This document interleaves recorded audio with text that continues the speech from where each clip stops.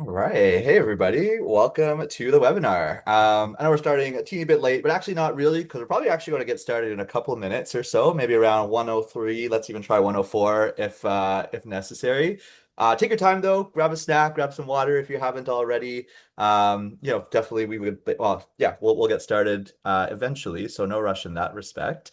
We'll eventually do introductions and whatnot as well. But in the meantime, in the time that we're all just kind of hanging out in the meantime, feel free to throw in the chat where you're calling in from. It's always cool to hear and see that. I know myself, I'm up here in Ottawa, Canada. Again, I'm Benny, I'm on the Solutions Consulting team. We'll do this later as well. Actually, also joined by Simran, also from our XDR team. Simran, where are you calling in from, if you don't mind me asking? From Victoria, Vancouver Victoria. Island.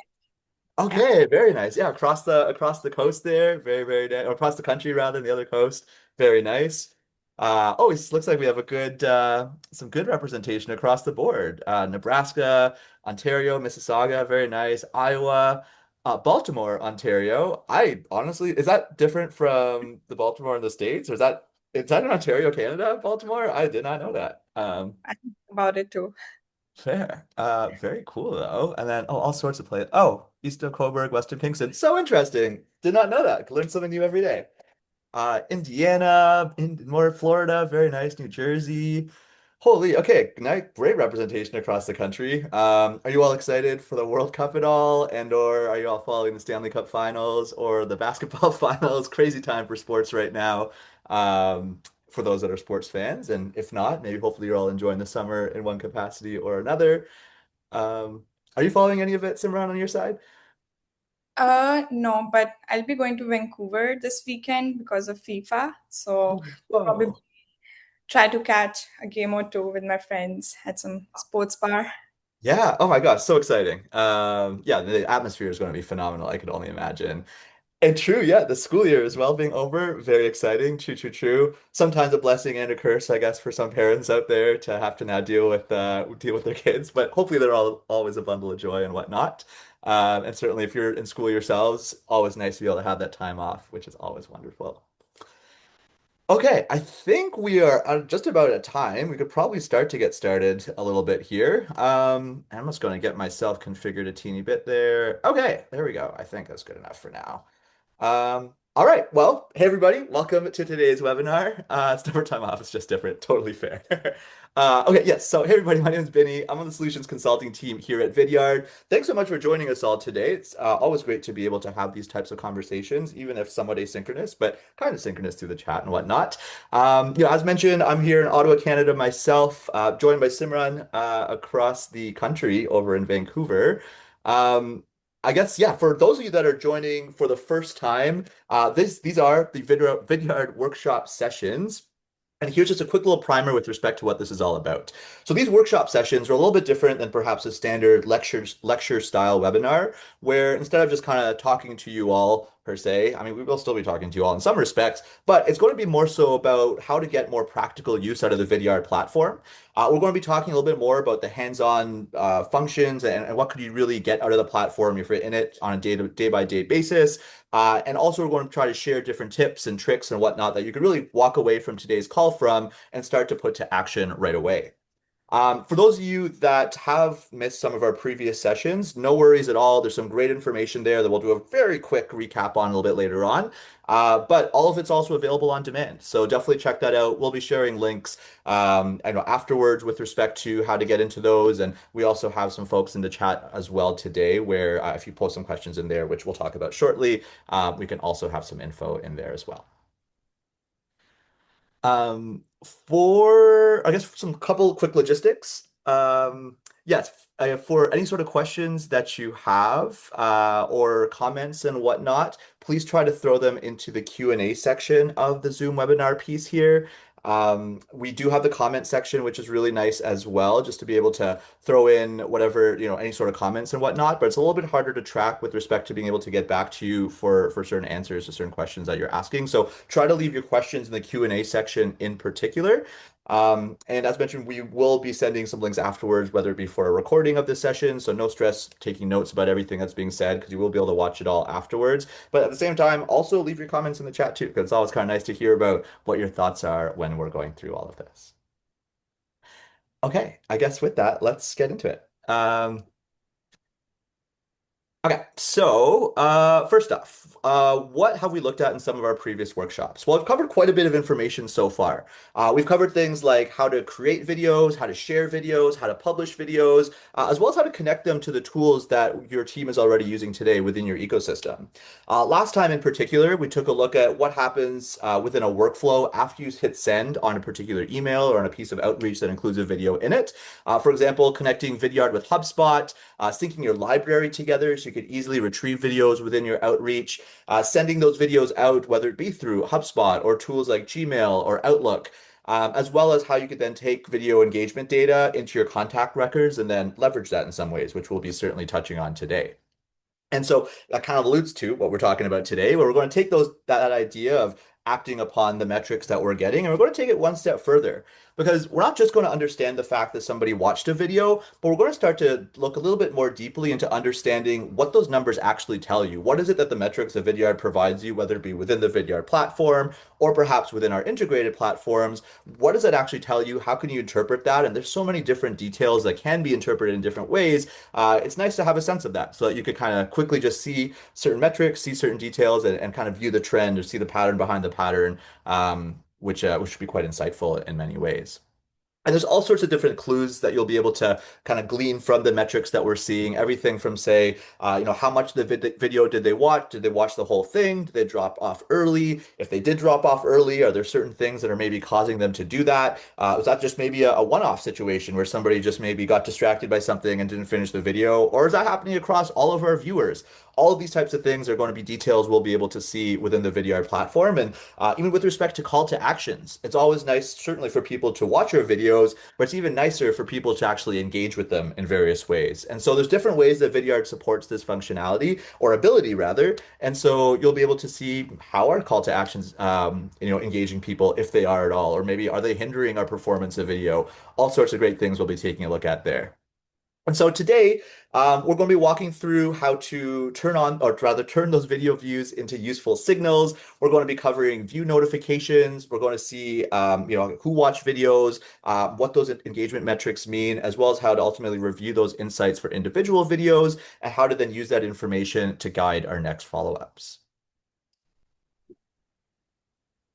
Yeah, just wanna take a moment here, like why we are covering these topics and how they'll help us.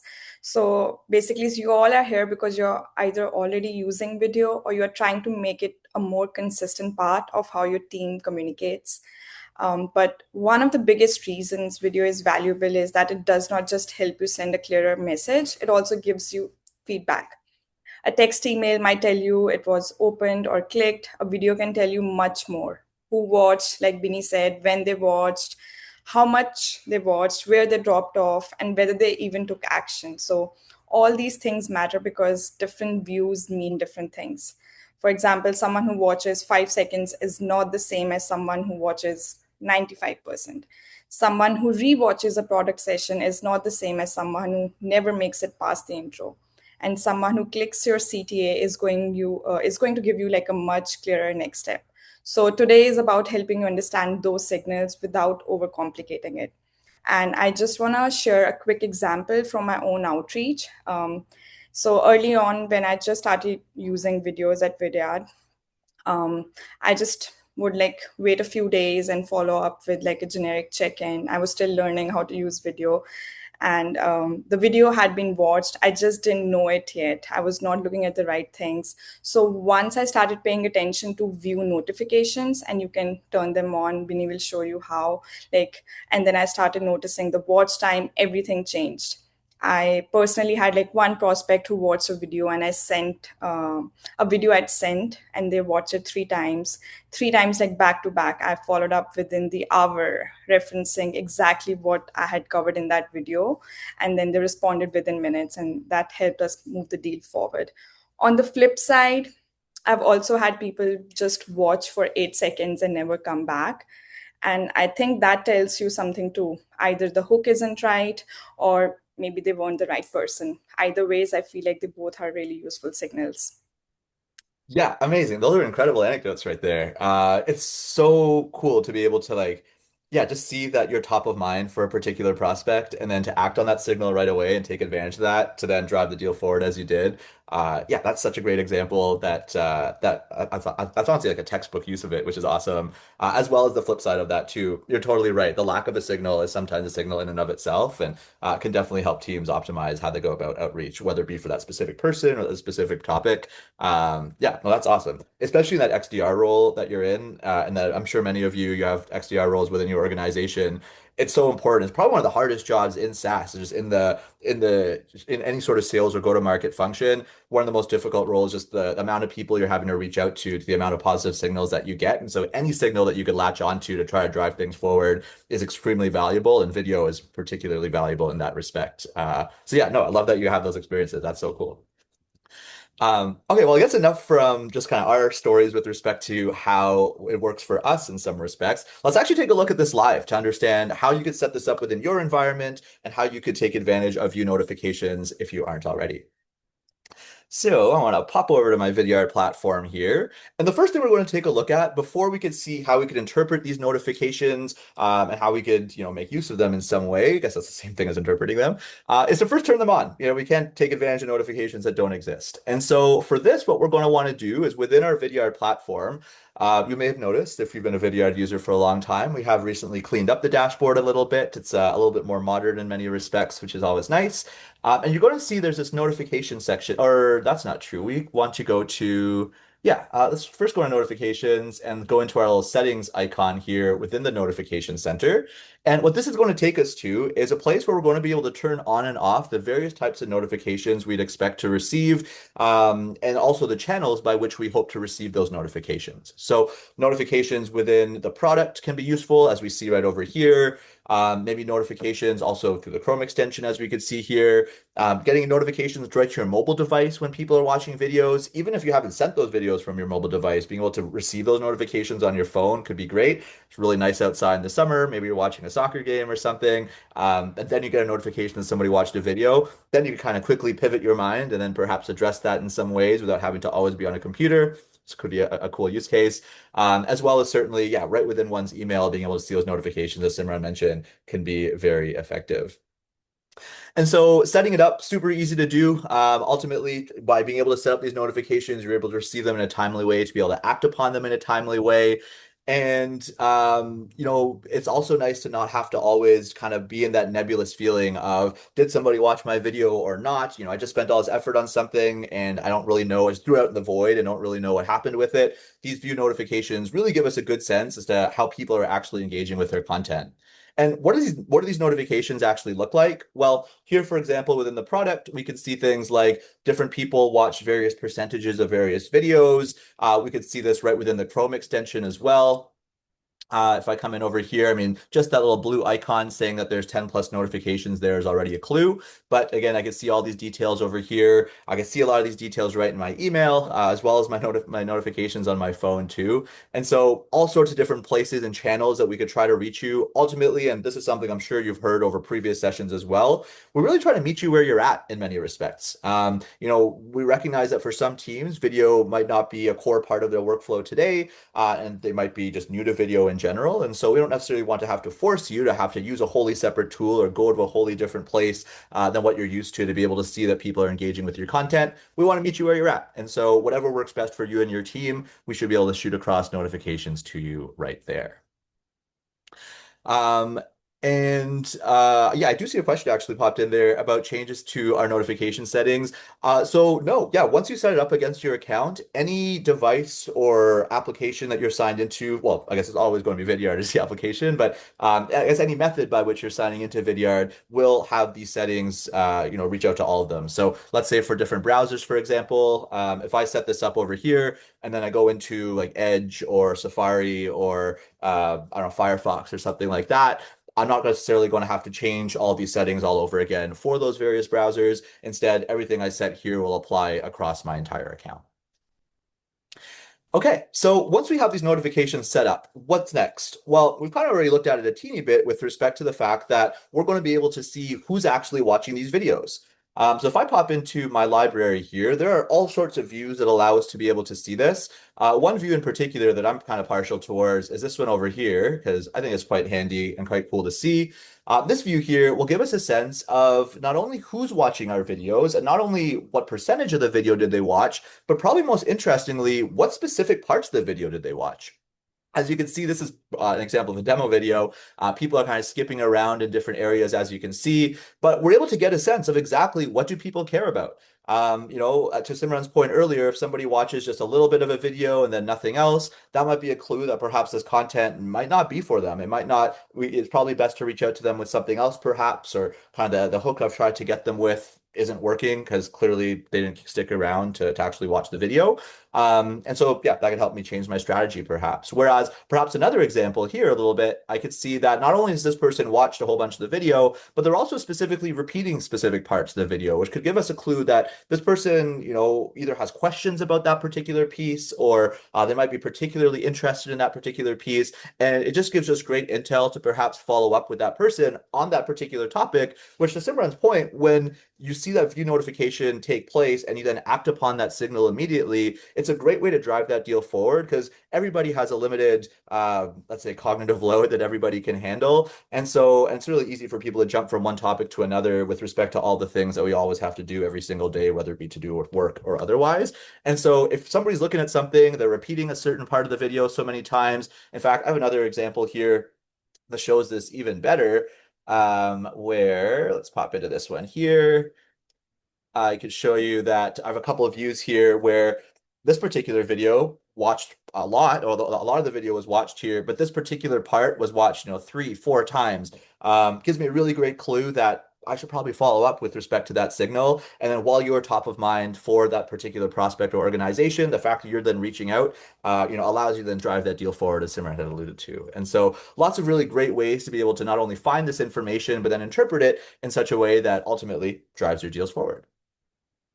Um, in addition to just what's going on within the video view, there's also all sorts of metrics that we can capture here too with respect to people engaging with the video as well.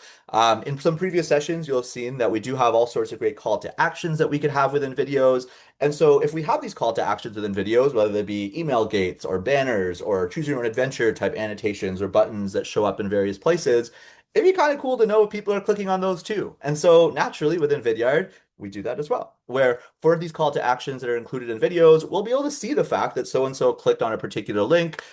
These could then link into, and I know I'm kind of alluding to or getting ahead of myself with respect to future sessions we're going to have, but these can then trigger additional workflows, perhaps within your CRM or your marketing automation platform or other platforms based upon people clicking on these links and engaging with you in various ways. And so lots of really great intel you could take from what we're just looking at right now is just a single video and really viewing sessions per the single video.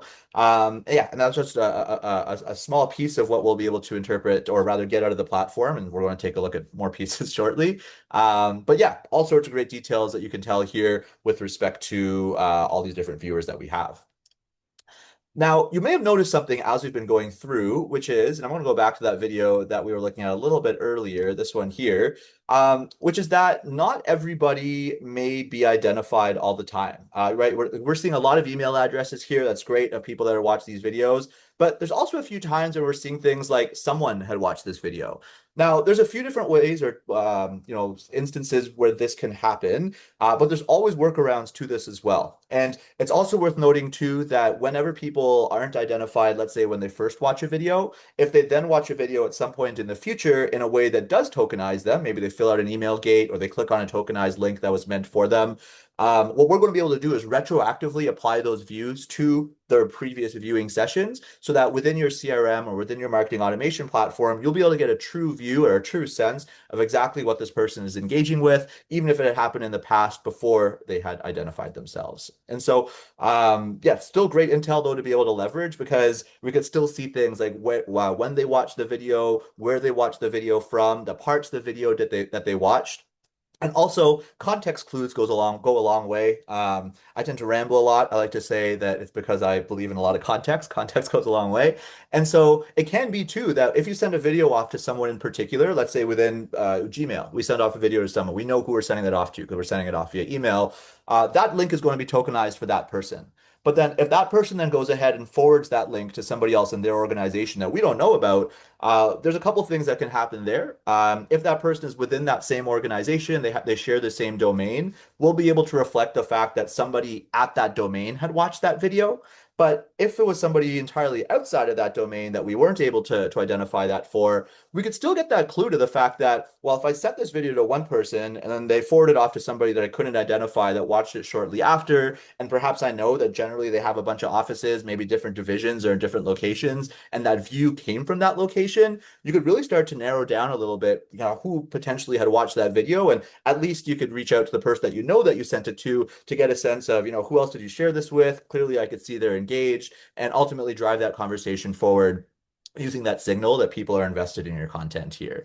And so, lots of great ways, again, you could use this, certainly when you know who they are, but even when you don't, there's some great methods you can use to still kind of figure out how to make use of that data. And then eventually, there's always ways to try to identify them after the fact. Simran, I'd imagine you probably come across this quite a bit in some respects with respect to sending off videos to people and then maybe them forwarding them off to people. Is that fair to say, or do you ever use this ever? Yeah. Yeah, for sure. This is actually like the first thing I check in the morning before I look at my inbox. Because, once you start looking at the inbox, there's so many things you would want to prioritize, but this really takes that guesswork completely out of prioritization. So I can, if I see someone I know, a contact, I pull up their LinkedIn, I get their phone number. I know if someone's watched a video that I've sent them yesterday, that's literally like my first call of the day. That's amazing. Yeah, I can only imagine. Like, there's probably, I mean, these days especially, there's a lot of stress on teams in general. I mean, just to call it out, and there's so much expected of us that are working on these teams and whatnot.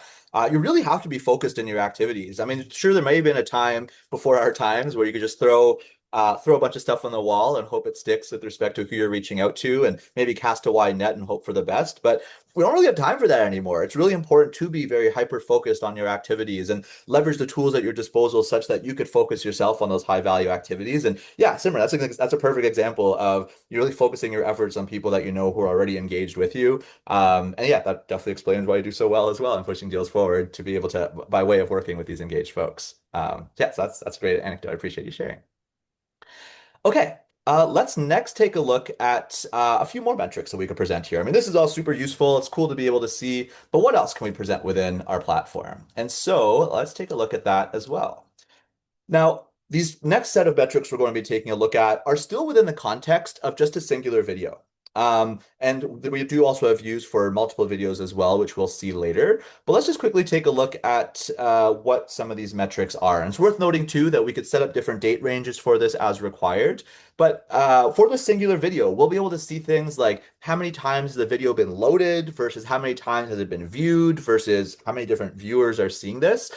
You may be wondering what's the difference between a video load and a view, or a unique viewer versus an identified viewer. Well, maybe you don't have this question anymore if we just answered that, but I'll get back to that later.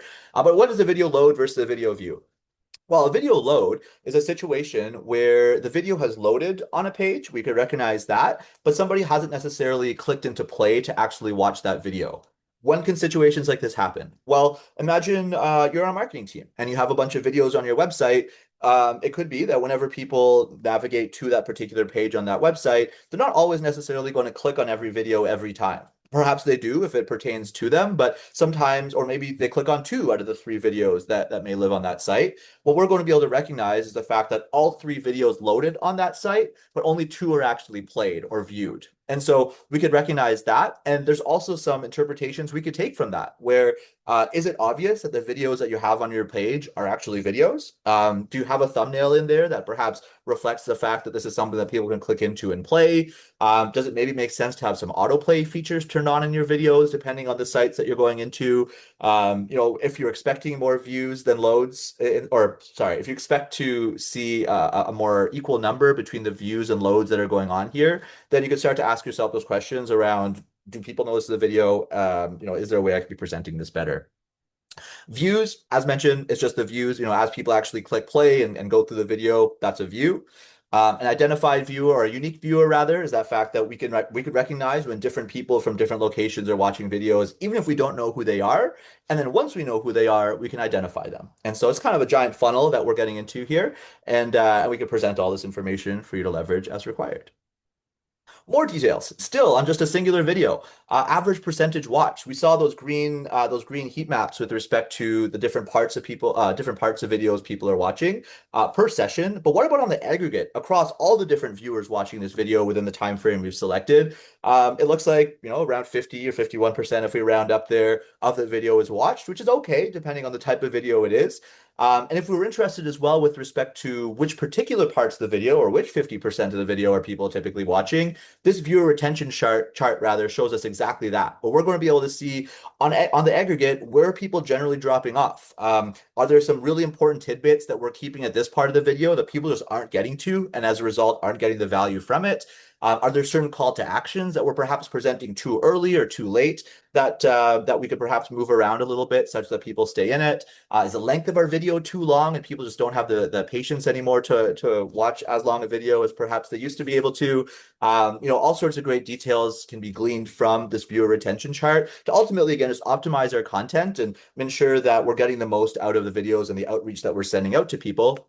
And also recognizing that time is limited in some respects. And so we can't always necessarily be sending really long forms of content to people and expect them to watch all of it. Maybe sometimes if we're seeing people are consistently dropping off after like 2, 3 minutes, maybe in a 5 minute piece, maybe we start to just shorten our content down a little bit so that we're able to retain people's attention longer and we're able to ultimately share all the value that we intend to share with people as opposed to having them drop off early and miss the nuggets of gold that we're presenting to them later on in our content. And so great intel over here that we could glean. Action engagement, which call to actions on the aggregate are people clicking into within this video? Great as well to understand what people are engaging with, what people care about. If we are presenting things too early or things just aren't being clicked on ever, maybe we just get it out of the video because it's distracting. All sorts of ways you could interpret what's going on here within the data points that we're presenting. And it's really just up to you to leverage that and then take advantage of it in such a way that supports your organization. Quite a few more metrics beyond this as well. I mean, these are pretty basic charts that we have for this singular video because it's only embedded in one location, but we'll be able to see things like where these videos are embedded. In certain situations, we'll see this shortly. If let's say we have a bunch of videos embedded in different places, maybe we're sharing some videos on YouTube, on LinkedIn, on Facebook, as well as on our website and maybe some marketing campaign landing pages. We'll be able to aggregate all of those views all into a singular place. So you'll be able to see where are you getting your views from. Here at Vidyard, we're very much about meeting our clients where they're at with respect to leveraging the solution. And so probably for yourselves as well, maybe as marketers or as sales teams, when it comes to presenting content, doing so, well, it's probably more applicable to marketers, I guess, because there's all sorts of different options you have with respect to where you could present content. But yeah, it's nice to be able to meet them where they're at as well, or meet your customers where they're at and present content where they're at. And you'll be able to see where that is through views like these. If we take a look at what a whole bunch of videos look like, or rather metrics on a whole bunch of videos, we could do that right from here as well.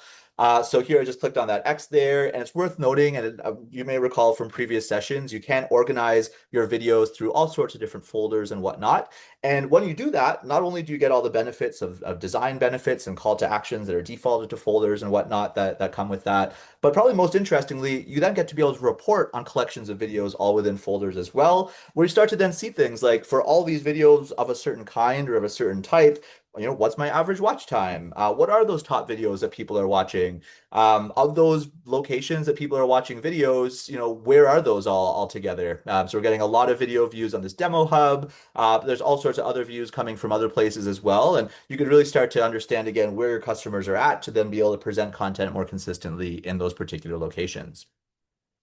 And then, yeah, other details too with respect to call to actions, where people are watching videos, all of that can be seen here as well. And so ultimately, I mean, I feel like I'm kind of saying the same thing a lot here, but it's all very true and very consistent with respect to what you're able to get out of these metrics.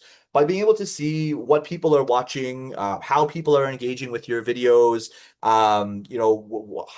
how long people are engaged for and maybe which videos are keeping people's attention most or longest rather, you're really able to just optimize your content, and you're able to eventually, after you make those optimizations if required, just connect with people more effectively and ultimately see those results that you're looking to see by way of, just connecting better with your customers and prospects and stakeholders.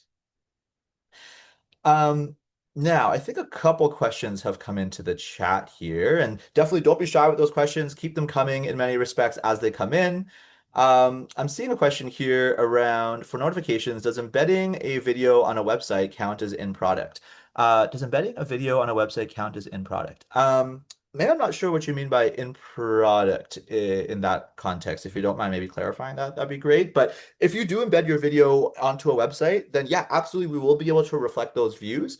I should note that there are a few different options that you have to embed videos when leveraging Vidyard. I'm just going to take this random example here to mention that you could take your videos and embed them directly in your website in an inline method. You could do so using a lightbox. There's all sorts of cool query parameters and data attributes you can even apply upon these as well to further modify and configure how this video is embedded in one location versus another. And wherever these videos are embedded, we'll be able to reflect those video views and present that back into the product here.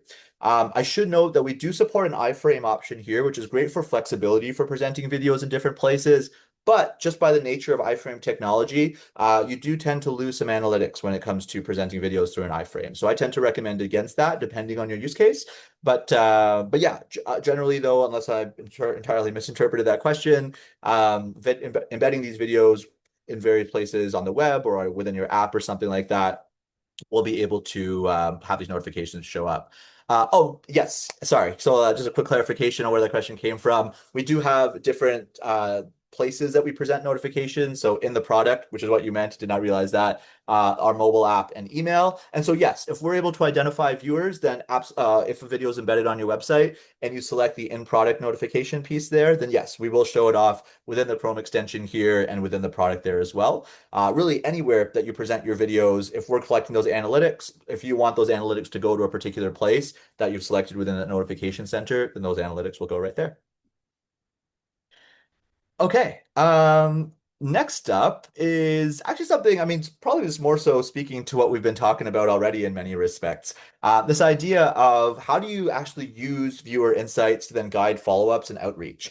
And so we've kind of talked about these examples a whole bunch of different ways. So for example, let's go back to that video we were looking at a little bit earlier. Where are we here? Right here where if we're seeing things like somebody's watching a large percentage of the video, in this case here, 93% of the video watched, and in particular, let me zoom in here a little bit for y'all.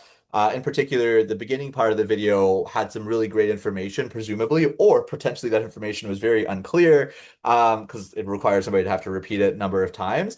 It just gives me a really great clue to follow up with this person to say, hey, I saw you watch this video. I saw you watch this particular part of the video quite a bit. Let's talk about that a little bit more. Did you have any questions about that? All sorts of great insights and conversations can happen out of that. And exactly what Simran was talking about earlier as well. When you see these notifications, it gives you an instant topic of conversation to have by way of having that insight to what they're actually engaging with. Similar idea with respect to when people are clicking into those call to actions.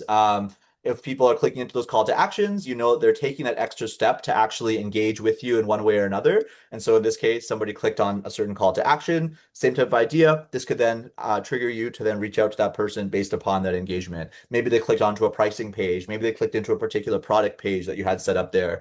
Maybe you had a learn more button that they clicked into. Well, if they want to learn more, they can from the page, sure, but how much better would it be if they learned from an expert like yourselves?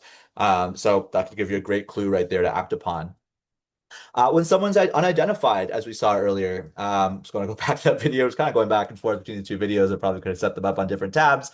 But let's go back this one really quickly and see that, if someone is recognized as someone, is there maybe some ways that we can better present our content to people? Can we set up an email gate in a certain way? And it's worth noting an email gate doesn't have to look that bad. It could look quite nice, actually. We give you full control with respect to setting up your call to actions and email gates and forms using an HTML editor. And there's all sorts of cool things you could do in there, especially in today's world of LLMs, where pretty much anybody could code anything if you can prompt a system well enough. And so lots of flexibility there, and you could then apply those email gates to videos in such a way that that also has some logic to them. Where let's say if we want to identify people, we don't want to bother people with an email gate every time, then maybe we have something like this set up. And I'm just going to go back to that other video we were looking at there, where let's just click into this.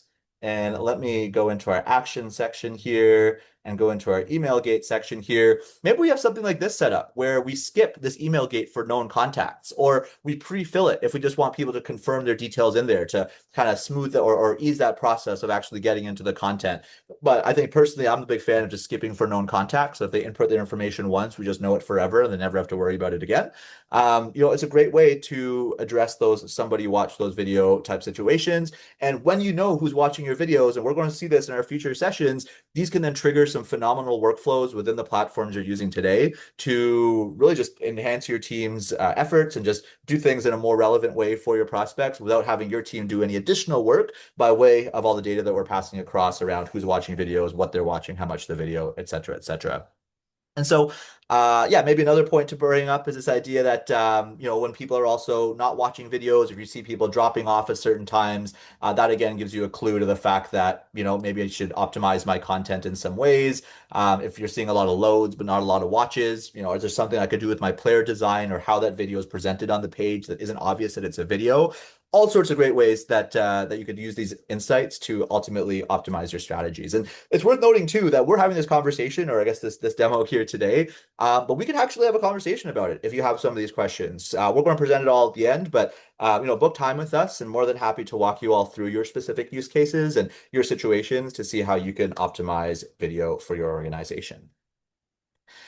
Um, okay, and so yeah, we've kind of looked at quite a bit here so far. I mean, just to kind of high level summarize before going into our final slides here, when you're starting to leverage these insights at a whole, and you're leveraging the platform as a whole, and you're getting insights sent to the locations that you're already at, so whether it be in the product or the email or your phone, you're really able to start to just do things with that information. When somebody watches a lot of your video, as Simran mentioned earlier, it's a very different signal than if somebody dropped off just after a few seconds. Whereas if somebody clicked into a call to action, it's a very clear, that could present to you a very clear next step. Whereas if several people are dropping off all at the same time, then that also gives you perhaps a next step to optimize your content.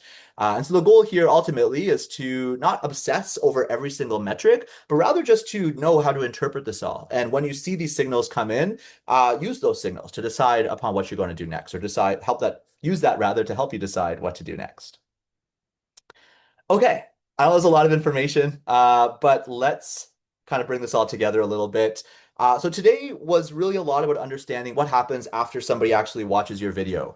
We talked a little bit about what it looks like for people, well, what it looks like to turn on those notifications across those different channels you'd like to receive them. We took a look at how to see who watched the videos, how to understand some of those core engagement metrics that we present, like for example, the time watched or the percentage watched of a video, maybe the parts of the video they watched as well as how to review those insights for not only individual videos, but also collections of them as well. But just presenting that information isn't enough. It's really what you do with it that really makes a difference. And so if you take one thing away from today, please just try to take this, I guess, to just try to keep it simple. Turn on your notifications, check the insights on at least one video that you've recently sent, maybe eventually get into the habit that Simran has built up where you're doing it every morning, maybe with your morning coffee or something, kind of get that dopamine rush of the fact that somebody is watching your videos, and then use that information in your follow-up. And if they happen to have watched all the video, drive that conversation forward. If they dropped off early, tighten that message. If they click on a call to action, prioritize that follow-up. And if they show up as unidentified, let's try to do some things to change that if that's something that you want to change. And that's ultimately the habit that we want you to build, is really just to send the video, read the signals, and then follow up with better context. Yeah, and for next session, we are going to do a deep dive on the Vidyard Player API, more technical stuff, but That's where we are going to cover how to embed video programmatically. I know there were some questions today in the Q&A about video embedding, so would definitely recommend to watch that. We'll also talk about query and how to control the player, how to capture events like play, pause, and progress, and also how to use webhooks to trigger custom workflows based on how viewers have actually watched. So definitely drop it in your calendar. If you have ever wanted your video to do something the moment a prospect hits a key moment, then this is the session for you. And hoping to see you all in the next one. Yeah. And yeah, I really want to, can't really overemphasize that enough with respect to how valuable that session is. I would say one of Vidyard's strongest, but there's a lot of pieces that are quite strong about the platform. I mean, I'm obviously biased in some respects, but without a doubt, though, I'd say our integrations are some of the coolest things that I've had the opportunity to experience of all the organizations I've ever had the privilege to be a part of. Vidyard's integrations are the strongest of any of them. And once you start to combine the power of video with the tools within your tech stack, there's some kind of like crazy sci-fi possibilities that start to become possible for you all. So looking forward to that session as well. And I know we have a little bit of time here. Appreciate you all asking questions throughout the session. That was great. Any additional questions you all have, though, please don't hesitate to pop them into either the chat or the Q&A section here. We're here for a little bit longer if you'd so wish to do that. And then if you don't want to ask a question here today, but maybe you have something burning in the back of your mind, we do also have an ability for you to just book time with us. And let's have that conversation within the context of your specific organization, your specific use cases, and your specific ecosystem as well of tech tools and all that. So definitely do that. It's always a privilege to be able to chat with customers and understand what it is that you're looking to achieve with video and ultimately helping you in getting there. And in the meantime, yeah, thank you all so much for attending today's session. Hope you all have a nice rest of the week. Good luck to all of your sports teams that you're all following, if you are at all. And if you're not, that you're all going to enjoy the summer in some respects as well, or hopefully in many. And yeah, thank you so much for joining today's session. Simran, thank you so much as well for joining and sharing such great anecdotes as well. Really appreciate that. Yeah. Thank you, Binny. Thank you, everyone. All right. Well, take care, everyone.